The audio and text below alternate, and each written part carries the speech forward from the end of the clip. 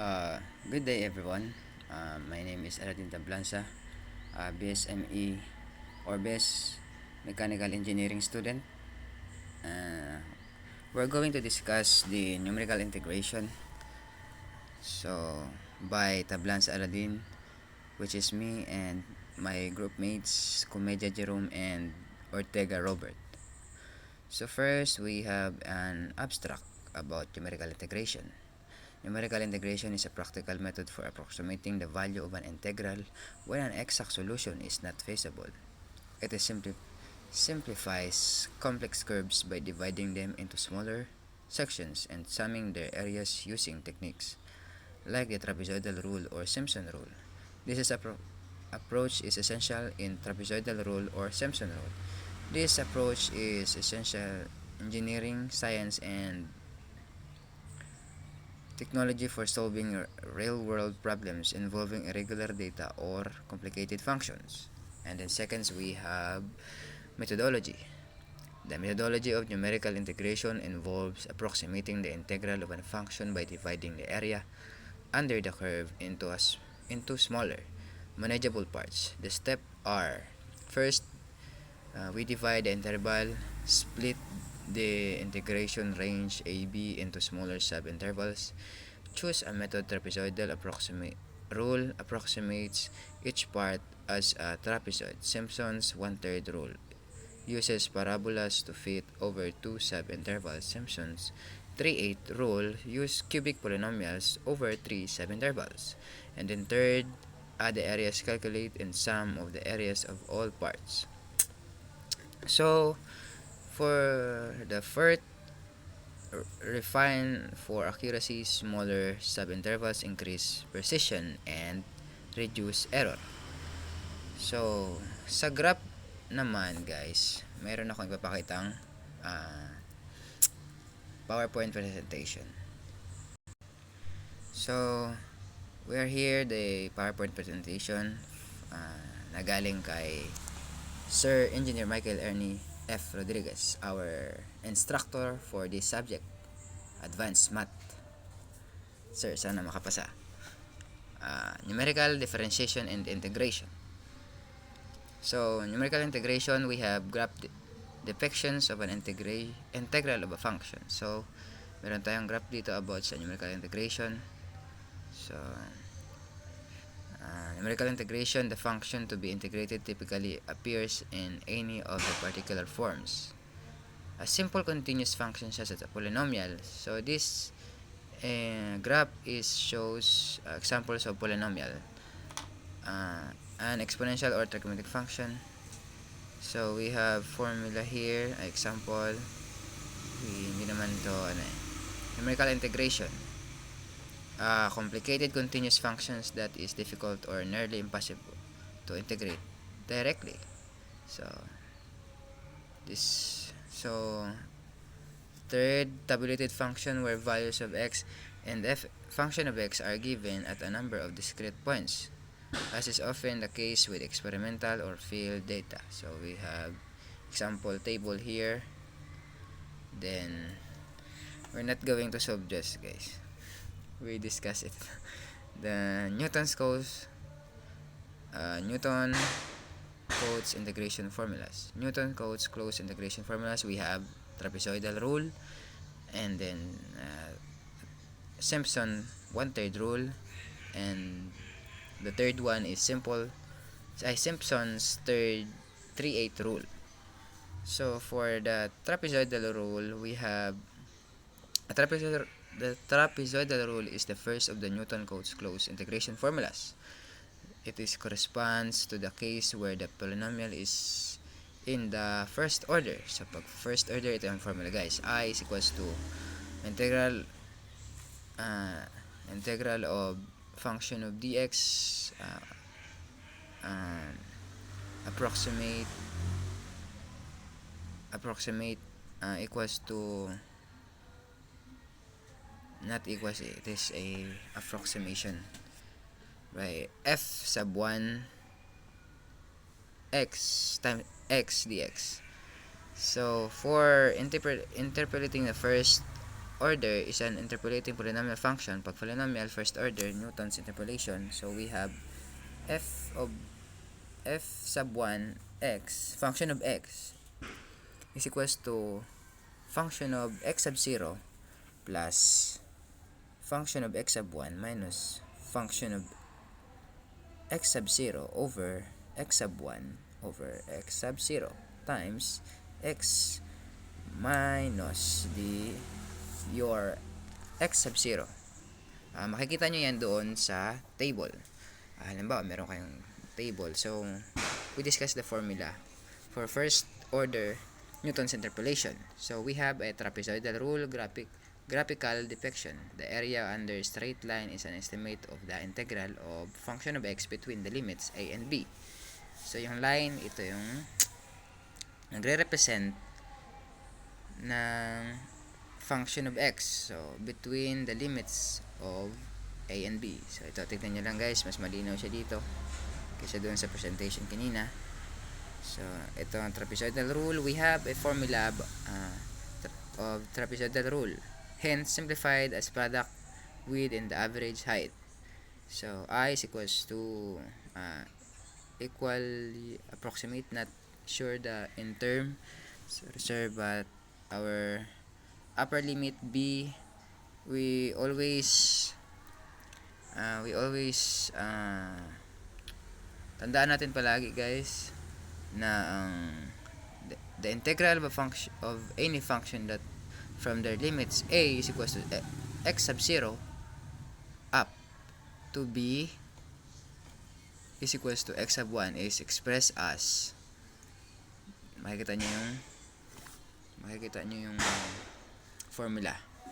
So, and then we going to multiple trapezoidal. We have this presentation. So, multiple application trapezoidal rule. In using multiple application trapezoidal rule, there are n plus 1 equally space-based points, and consequently there are n segments of equal width given by the formula. So, dahil kasama sa formula natin guys, diba meron tayong formula dito na yung makikita nyo dito sa trapezoidal rule, meron tayong I is equals to b, meron tayong I is equals to h over 2. So, before we use this formula, we need to find the h. So, this is the formula of h. This one. Let me zoom in. H is equals to upper limit of minus your lower limit and the n, which is your number of segments that given always in the problem. So diniscuss din ito guys na where h is equal spacing between segments and discrete points. So, n number of segments, trapezoids with n plus 1 discrete data points. B upper value limit. So, as I said earlier, so the a is equal to lower value limit. So, we have multiple trapezoidal rule. This is the presentation, PowerPoint presentation from Sir Michael. So, niram na yung formula, pwede nyo i-screenshot guys if gusto nyo makatulong sa inyo kung kailangan nyo ito yung mga formula. So, meron tayong example dito guys.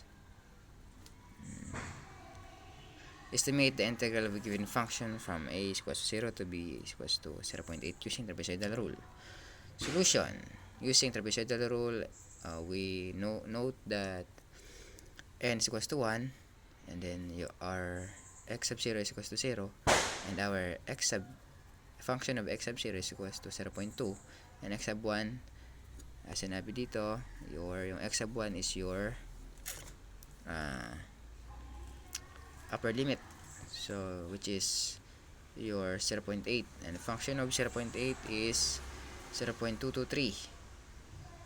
So we apply the formula. Our b is equals to 0.8, which is our upper limit, and then minus your lower limit, which is 0. This is the value of your a, and times your function of x sub 0, so which is 0.2, plus function of your x sub 1, which is 0.232, and then your number of segment, which is n is equals to 2, so it's equals to 0.1728. So that's all, guys. So for example number 1 and example number 2, so estimate the integral of the given function from a is equals to 0 to b is equals to 0.8 using multiple application trapezoid rule for n is equals to 8 segments. So as we can see in example 2, we have a lower limit that a is equals to 0, yan yung ating lower limit, and upper limit b is equals to 0.8 using multiple application trapezoidal rule. For n natin, yung number of segment natin is makikita is 8. So and we have a function of x is equals to 0.2 plus 25x minus 200 x squared plus 675 x cubed and 900 x raised to the 4th plus your 400 x raised to the 5th power. Solution. Using trapezoidal rule, we have given na dito yung ating number of segment, which is yung 8. So ang trapezoidal rule is ang ating trapezoidal rule, meron tayo ditong formula ng trapezoidal rule. So ito, guys, ang trapezoidal rule natin, hinahanap natin yung h. So paano natin mahahanap yung h? So ang formula ng h natin, ito nakikita nyo, yung I is equals to h approximate is equally, basta h is equals to h over 2 times function of your a plus function of your b. So dito, guys, balik tayo doon sa example kanina. So meron tayong formula to find h. It is the formula, guys. So h is equals to b minus a over n is equals, ano yung b natin? Yung b natin dito sa problem is our upper limit, which is 0.8. So b minus a, which is ang a natin is equals to 0, example number 2, guys, and then over 8, yung number of segment is equals to 0.1. So this the table. Ito, guys, may table yan siya. And other example, same lang din, trapezoidal rule with n segment. So numerical differential integration, ito yung Simpson 1/3 rule natin, guys. So ito ang formula. So, since sa Simpson 1/3 rule, meron tayong after integration algebraic manipulation. Hence after integration, we're going to use this formula I is equals to b, or our upper limit minus your lower limit, times your function of x sub 0 plus 4 function of x sub 1 plus function of x sub 2 over 6. So ito yung, guys, ito yung ating graphical depiction ng Simpson 1/3 rule. So Simpson 1/3 rule, meron tayong ganun ulit.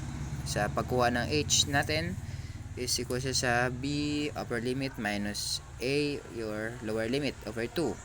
So pagka naman, hence simplified Simpson 1/3 rule formula. So ito yung pag sinimplify yung yung ating Simpson 1/3 rule formula, we have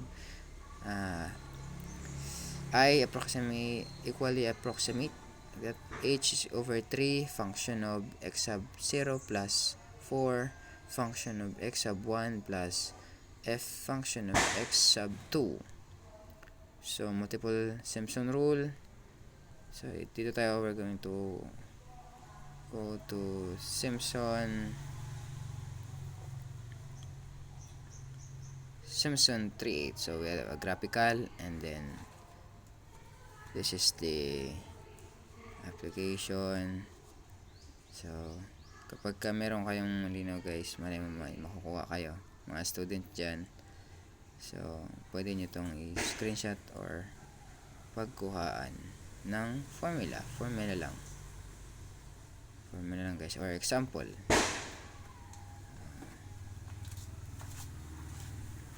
So, ito guys, a table, multiplier. So good day everyone. My name is Jerome Comedia from BSME. So conclusion, numerical integration is a reliable and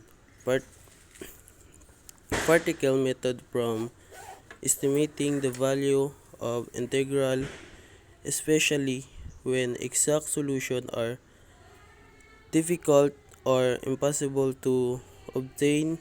Methods like the trapezoidal rule, Simpson 1/3 rule, and Simpson 3/8 rule provide effective approximation, with higher order methods offering greater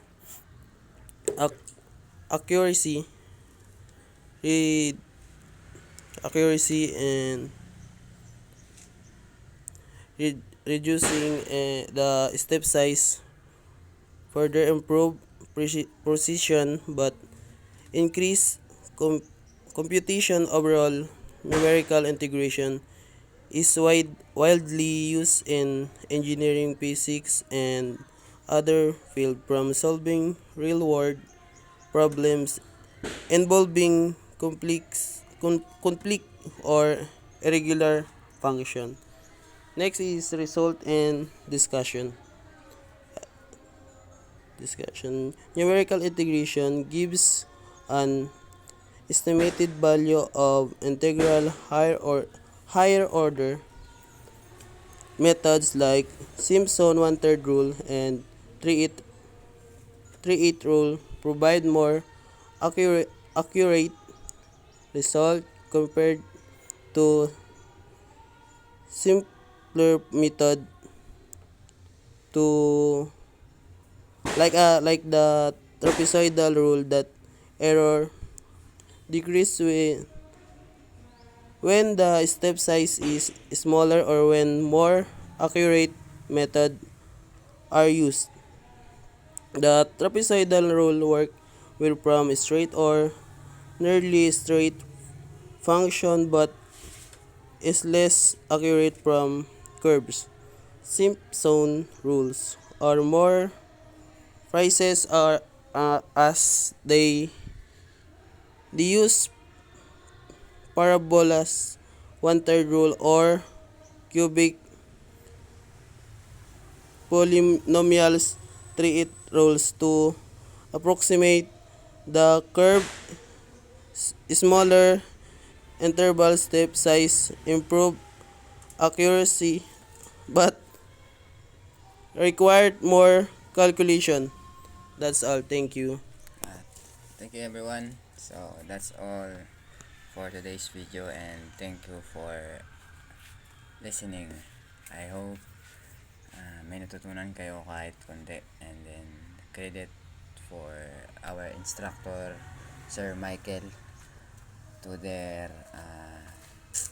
Sir Michael Ernie Rodriguez, Sir Engineer Michael Ernie Rodriguez, our instructor for this subject, advanced math. That's all guys. Thank you.